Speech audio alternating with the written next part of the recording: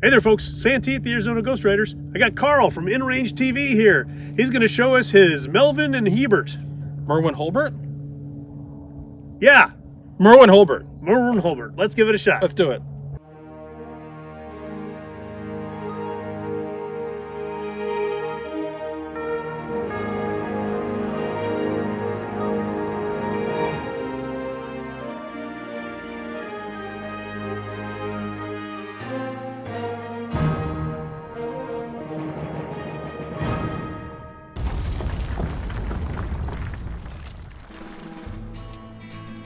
We talk about a lot of guns that were used during the era of westward expansion.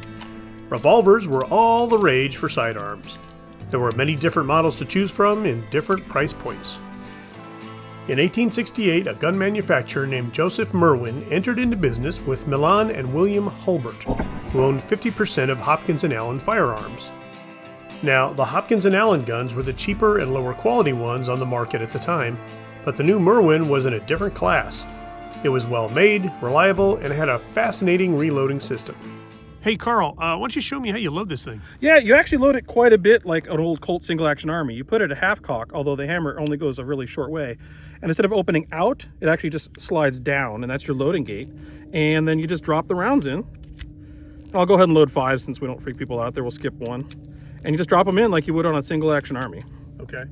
It's interesting that the loading gate drops down. Yeah, a little different. Huh. And then once you're done, there, and then you cock it, and you're good with 5. You could load 6, of course, that's typically considered unsafe by modern standards. But then to unload, it's really unusual. Back to half cock again, and this is where the gun's really weird. You push this lever back, turn the barrel, and then twist it, and they just fall out. Oh my gosh, that's crazy. That's the big difference on the Merwin Hulbert, is that unloading procedure. If you're careful, you can actually unload only the spent cartridges and then reload with loaded cartridges. We can show that in a minute. This engineering allowed the user to swap barrels out as well, just in case you wanted a concealed carry piece. So this is they called it the pocket model Army. Now, I don't know about your pockets, they're not that big. You could put this in a pocket if you wanted to, but what they meant was it was smaller than their Frontier model. And interestingly, the Frontier model had a first generation, second model. And when they came out with the pocket model, they started at the second model. So this is actually the second generation. Still doesn't have a top strap yet. It's got an open top, but it's the second model, but first issuance of the pocket Army model in .44 Winchester centerfire. Modern days is referred to as .44-40. So this is commonly referred to as the skull crusher because it's got this little pointy pit here in case you need it. And hopefully you don't need that after 6 rounds of .44-40. Yeah, you think. Why is the Merwin Hulbert not the household name the Colts and others are? Well, the association with the lower quality Hopkins & Allen may have unfairly categorized them.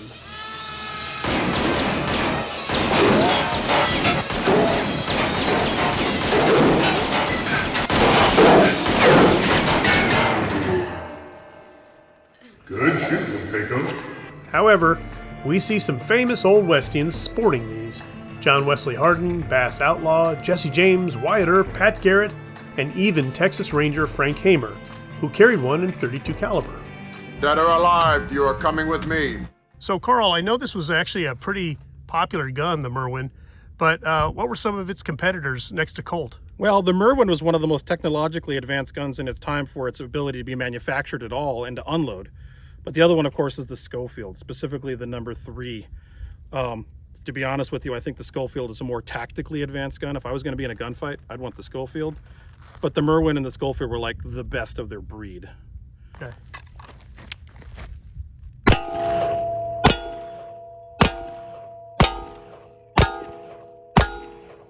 And unlike the Merwin, you just put this to half cock, pull the lever back, and all of them come out, and it's really easy to load this, which is much faster than the Merwin. Oh, okay. The offerings ranged from single action to double action, which fired a variety of popular Frontier cartridges. So .44-40 was a very popular round. In fact, you can still find it around today. It was introduced with the 1873 Winchester lever action rifle and was a direct competitor, although in the lever action space, against the Colt 45. Colt 45 was only a handgun round, and this at one point was only a rifle round. But someone realized, wait a minute, .44-40 is as powerful as .45 Colt, if not more so. What if we chambered our pistols in .44-40, or at the time, .44 Winchester centerfire, and then you'd have a rifle and a pistol in the same cartridge. Made it so you could carry one type of ammunition, as well as it's got a little bottleneck. You can see it on the camera. There's like a little step here. And in a black powder round, this is very important because this mouth opens up when you fire it, and it helps cause less fouling to get into the chamber of the action of the gun, because this seals better than a straight wall cartridge like 45 Colt. So it really is a very good black powder design, and it became kind of the definitive piece of ammunition for anyone that wanted to carry a rifle and a pistol with the same caliber. Is it hard to reload? It's a pain in the butt to reload. 45 Colt is a straight wall cartridge, super easy. You don't have to do anything. Wait a minute, maybe you should use a reloading press then. Oh, yeah, good point. Sadly, the company was hit with several financial hardships, and by 1896 was bankrupt and ceased making revolvers.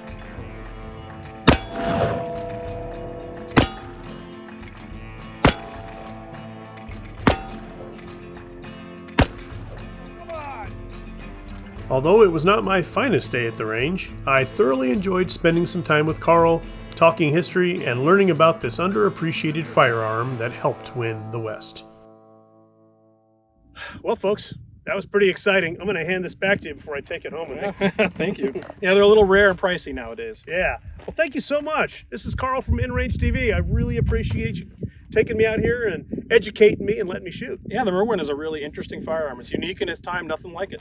Absolutely, it sure is. Yeah, I learned a lot. All right, folks, that's it for another episode. Thanks for watching. As always, please like, share, and subscribe. And we'll see you on down the trail. Did you learn that from somebody? I mean, Seemed natural. Well, the Shanghai ran off and the cattle all died. That morning the last piece of bacon was fried. I got discouraged, Betsy got mad. The dog hung his head and looked wonderfully sad. Singing dang foley-I-O, singing dang foley-A.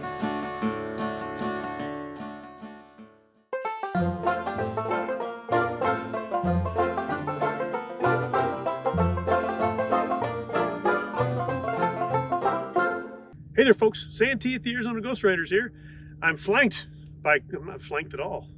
Not flanked. There's only one of me. There's only one of you. Yeah. Skirt staked. Yeah, that's it. That's better. Okay, let's try it again. Oh, what am I doing? Oh my God. You're trying to use a Colt. I'm trying to use a It's not a Colt.